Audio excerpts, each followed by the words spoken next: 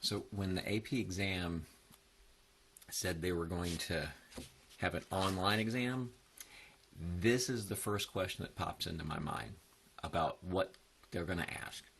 And the reason I think they're going to ask something that looks like this is there's not going to be in any way, there's no online calculator that's going to do the work for you because they're giving you information in a chart or they're giving you information in a graph. They're going to have a whole lot of chain rule stuff, which you kind of have to know how to do. So every problem, one big thing about on this year's AP exam is pay very close attention to chain rule. Right. Now, so let's start this problem. For part A, it says find the slope of the tangent line to the graph at f. So they said we're dealing with f, and I need to take the derivative. So f prime equals, well, let's say derivative cosine stuff is going to be negative sine of stuff times derivative of stuff plus e to stuff is e to stuff times derivative of stuff. So I've taken my derivative, and now I need to, I want to know what's happening at pi, so I do f prime of pi. So I get negative sine of 2 pi times 2 plus e sine of pi times cosine of pi. And while it may look ugly, well, sine of 2 pi is 0, so this whole thing goes away. Sine of 0 is 0, so that's going to give me e to the 0 times cosine of pi, which is going to give me a negative 1. So I end up with 1 times negative 1, so I end up with negative 1 for my answer.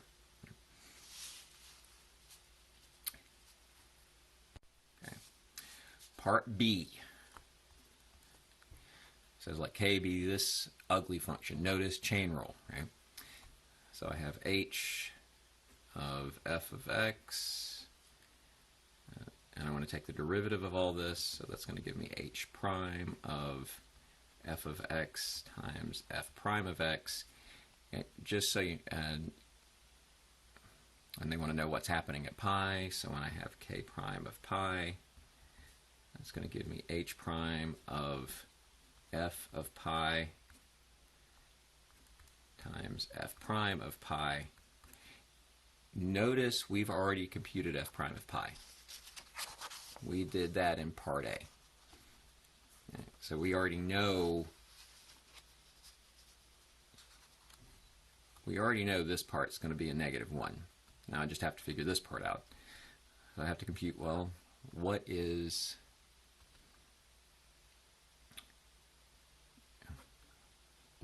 f of pi?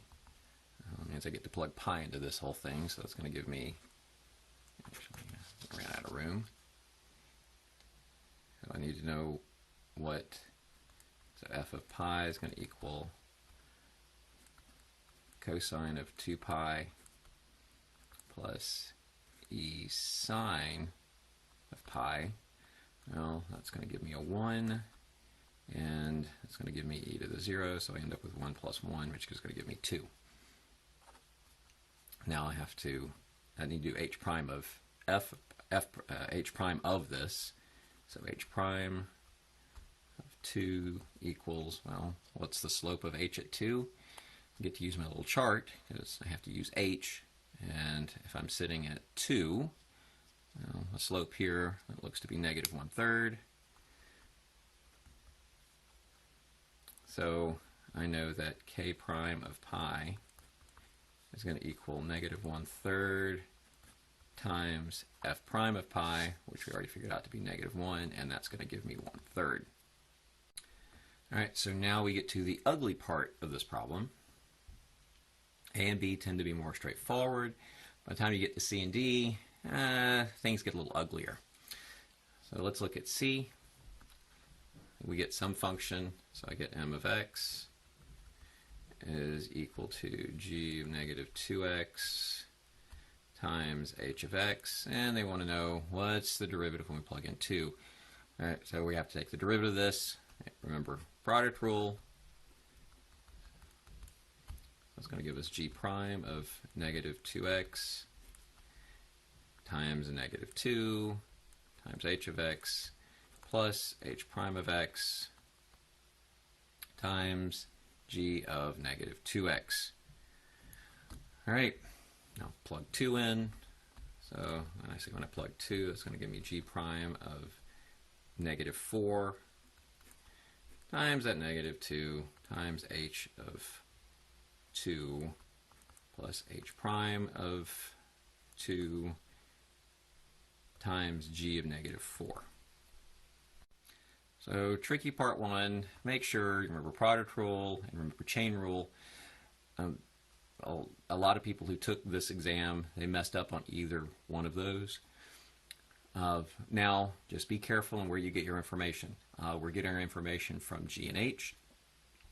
G is this lovely chart. H is this lovely graph. All right. As far as G prime goes, here's our G prime column. So G prime of negative 4, that's going to give us negative 1 times a negative 2 times h of 2, which is not the same as h prime of 2 like we did in the previous problem. H of 2 is this thing. How do you figure that part out? Well, I guess the long way to do it is to figure out this is the equation of a line and then plug 2 in. I don't like that. I look at this, and if I see I've got a slope of 1/3, that means anytime I go over 1, I go down 1/3. So over here, this is going to be negative 1/3, and this is going to be negative 2/3. Now h prime of 2, we already did that in part B, which we found out to be negative 1/3. And to compute g of negative 4, well, if I want to do g of negative 4, I want the g at negative 4, which in this case is 5. So I end up with, I think it was a negative 4/3 and a minus 5/3. So negative 9/3. Oh, look, I get a nice answer, negative 3. Okay, so now let's look at part D. It says, is there a number C on the closed interval such that g prime of C is equal to negative 4? Right. All right. Pretty much anytime you see, is there a number C, 95% of the time, this is going to be a mean value theorem problem. All right. How do you exactly know it's a mean value theorem problem? As you keep reading, you see that g prime of something. Right. You see the g prime part. So at this point, you know you've got to use mean value theorem. And so what does that mean? Well, seeing that they're going to be super picky this year, right, to use the mean value theorem, you have to establish that the function's nice. Right? Function's nice, meaning it's differentiable and continuous. Now, they tell us that g is differentiable. And since I know that g is differentiable, that also means that g is continuous, right? Just to talk about first semester ideas. Differentiable means the function's nice and smooth, right? No corners or anything else. Well, if it's smooth, it's got to be connected, right? So once we establish that we can use the mean value theorem, now we have to go about using the mean value theorem. And so we need to find the slope. Remember, these are x values. So I need to figure out what g of negative 3 is minus g of negative 5 all over negative 3 minus negative 5. And so I need to get my information. Bottom part's going to be easy. That's just going to give me a 2 on the bottom and then g of negative 3. So g of negative 3, that's going to give me a 2 minus, and then g of negative 5, that's going to give me a 10. And lo and behold, end up with 8 over 2, which gives me 4. Right? So I found out that my slope equals 4. Now I can do the important part, and I can say, by the mean value theorem, there is a magic value C so that g prime of C, so somewhere my slope is equal to 4. Done.